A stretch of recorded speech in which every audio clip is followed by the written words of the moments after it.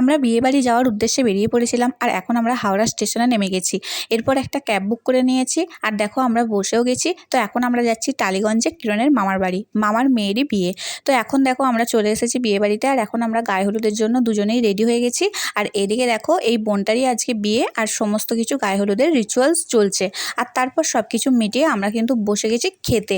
তো দুপুরবেলা খাওয়া দাওয়ার পরে এখন সন্ধ্যার দিকে আমরা দুজনেই একদম রেডি হয়ে গেছি, দেখো ফুল রেডি। এখন আমরা যাচ্ছি যেখানে সাথী বসে আছে সেখানে। তো সাথী দেখো এখানে বসেই পড়েছে, তো লোকজনও পুরো গমগম করছে। আর ওইদিকে দেখো বিয়ের রিচুয়ালসও সমস্ত কিছু শুরু হয়ে গেছে।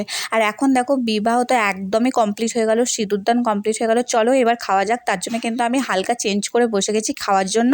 তো দেখো আমরা কিন্তু একে একে সমস্ত কিছু মেনুই কমপ্লিট করে ফেলবো। তো চলো আজকের মতো শর্ট ভিডিও এখানেই, বড় ভিডিওটা দেখে নিও। বিয়েবাড়ির বড় ব্লগ কিন্তু এসে গেছে।